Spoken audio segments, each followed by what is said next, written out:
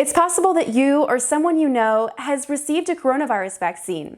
It's cause for celebration and relief as the United States and other parts of the world try to close the worst chapter on the COVID-19 pandemic. But then, on your social feeds or elsewhere, you hear that there are terrible side effects of receiving a vaccine. A recent Facebook post said death reports in a federal database show the fatal risk of COVID-19 vaccines.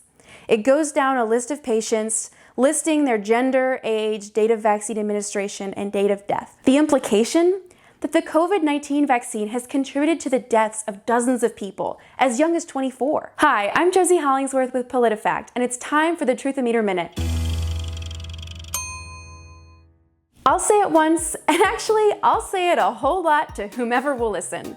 The Pfizer and Moderna vaccines are considered safe, and they're really effective. Like top of the line, some of the most effective vaccines that have ever been produced, effective. Other COVID-19 vaccines are in the pipeline, and experts have expressed a lot of hope about these drugs providing a large-scale return to pre-pandemic normal. But what about those social media posts claiming to be based on federal data and reporting? Well, on a case-by-case basis, it's problematic with a capital P. Reports are copied from a national vaccine safety surveillance program set up by the CDC and the FDA. This database records health issues that arise after vaccinations as adverse events. You may be thinking, yeah, I would say that death is an adverse event. Of course it is. But this system accepts and records any and all reports of adverse events.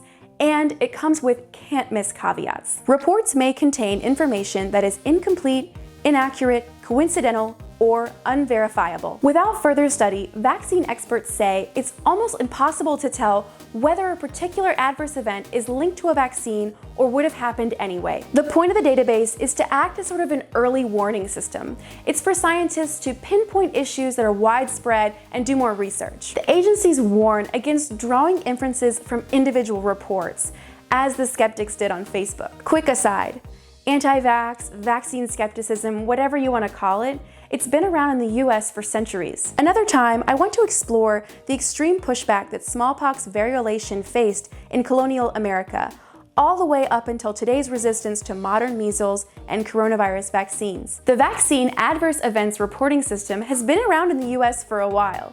Not colonial a while, but like 1986 a while. Back in 2005, a physician named James Laidler wanted to demonstrate that this system has flaws.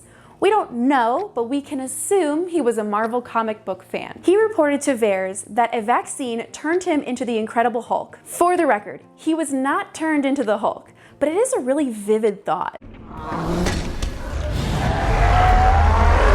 Both the CDC and the Hulk, Laidler, confirmed to PolitiFact that his side effect of turning into the Hulk was initially accepted and entered into the database as being an adverse event. Someone like that social poster could have grabbed that public data and put it in a Facebook post, like I described earlier. We rate the Facebook post that says death reports in a federal database shows the fatal risk of COVID-19 vaccines as mostly false. Yes, these were real entries.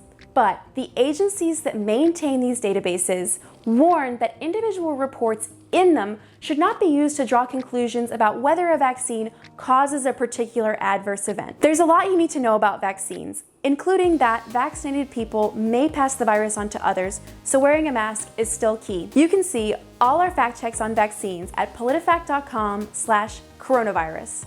And if you see a fishy claim about COVID or vaccines, send it to truthometer@politifact.com. If you like this video and you want to see more, subscribe to our channel.